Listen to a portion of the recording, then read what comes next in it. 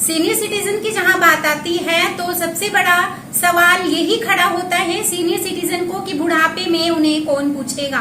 जी हाँ, जब बच्चे सीनियर सिटीजन को नहीं पूछते तो एक सहारा रह जाता है सिर्फ और सिर्फ पेंशन का, चाहे फिर वो विडो लोग हैं या फिर बात करें सीनियर सिटीजन की। जब ज्यादा बुढ़ापा आ जाता है तो सिर्फ पेंशन के ऊपर ही ये लोग टिके हुए तो हैं। लेकिन अगर सरकार की तरफ से या फिर प्रशासन की तरफ से हम कहें कि टाइम टू टाइम पेंशन नहीं सीनियर सिटीजन को मिल पाती है तो उसमें काफी ज्यादा दिक्कत परेशानियों का सामना करना पड़ता है। जी हाँ, हम बात कर रहे हैं पेंशन की 2 महीने से लगातार, चाहे वो विडो है या फिर बुढ़ापा पेंशन की हम बात कर रहे हैं, वो लोगों तक नहीं पहुंची है। इसी को लेकर अधिकारी विनोद कुमार जी के पास हम पहुंचे हैं। इनसे जानते हैं कि एक लंबा समय निकला है 2 महीने का, और इसको लेकर क्या कुछ जानकारी इनके पास है और कब तक पेंशन लोगों को मिल पाएगी।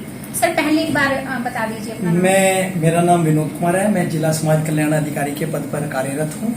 और जैसा कि आपको पता है कि 2-3 महीने पहले कुछ बैंक मर्जिंग हुआ थे कि अपना बैंक ऑफ जो स्टेट अपना पंजाब नेशनल बैंक में कुछ बैंक मर्ज हुए थे, कुछ बैंक ऑफ बड़ौदा में।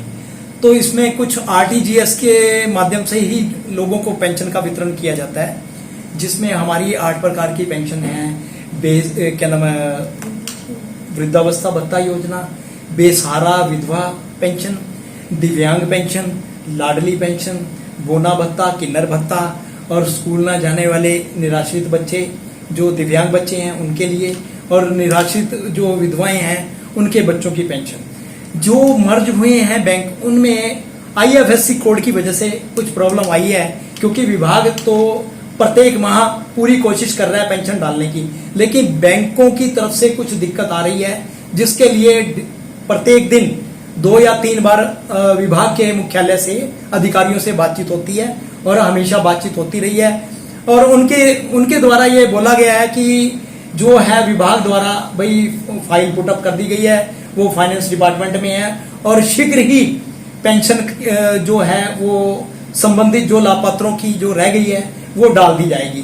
और जहां तक ये ऐसे लाभपात्र हैं जिनकी 2 महीने से पेंशन नहीं डली, वो मेरे द्वारा उनसे पूछा गया क्या नाम अधिकारियों से, हरियाणा के जो अधिकारी हैं हमारे, उन्होंने बताया कि 1,34,000 के लगभग लाभपात्र ऐसे हैं जिनकी अभी पेंशन नहीं डली।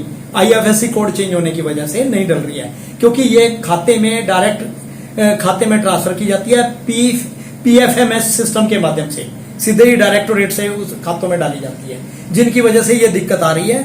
और इसकी समस्या उन्होंने आश्वासन दिया है कि 15-20 दिन तक ये समस्या का निदान हो जाएगा, और पिछली बकाया पेंशन का भी भुगतान उनके खातों के माध्यम से कर दिया जाएगा। तो सर, लोग आपके पास शिकायत तो जरूर लेकर आते हैं? नहीं, लोग मेरे पास आ रहे हैं, मैं उनके सामने भी, वैसे तो मैं उनको लोगों को बता देता हूँ, सेटिस्फाई हो जाते हैं, लेकिन जो नहीं सेटिस्फाई होता तो मैं उनके सामने ही फोन कर देता हूँ, मुख्यालय में पूछ के उनको साथ के साथ बता दिया जाता है। और इस बारे में हमारे जो प्रशासनिक अधिकारी हैं, डीसी साहब और हमारे एसडीएम साहबान और जो अन्य अधिकारी हैं, वो भी इस बारे मुख्यालय हमारे अधिकारियों से संपर्क में रहते हैं, भाई पेंशन क्यों नहीं डल रही है। तो इस बारे सरकार भी इस बारे काफी इस मामले को गंभीरता से लेते हुए इस पर कार्य कर रही है, शीघ्र ही निदान कर दिया जाएगा। सर, जो लोग सिर्फ और सिर्फ डिपेंड रहते हैं पेंशन पर ही, तो जिस तरह से 2 महीने से पेंशन नहीं आई है, तो कोई हम जानना चाहेंगे विभाग की तरफ से ऐसा कोई ऐसी कोई चीज नहीं है कि मैनुअल उन लोगों तक पेंशन पहुंचाई जाए? नहीं, ये मैनुअल जो एक बारी सिस्टम चेंज हो चुका है, आरटीजीएस के माध्यम से सरकार की नीति है, वो सभी पेंशन ही नहीं सभी स्कीमों में ही आरटीजीएस के माध्यम से ही पेंशन या अन्य राशि का किसी प्रकार का लाभ का वितरण किया जाता है, उसको मैनुअल नहीं दिया जा सकता। चाहूंगा कि अंबाला में लगभग कोरोना महामारी की वजह से लगभग 1.5 साल से मेडिकल के आधार पर पेंशन नहीं लग रही थी।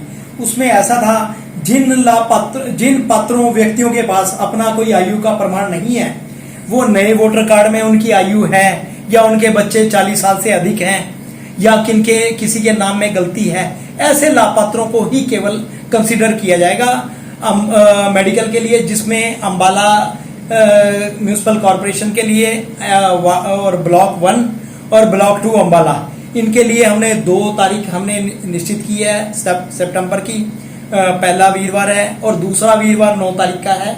उसमें बराड़ा और साहा और एमसी अम्बाला कैंट उसमें कंसिडर किया जाएगा, जो ऐसे लापात्र जो वंचित रह गए हैं।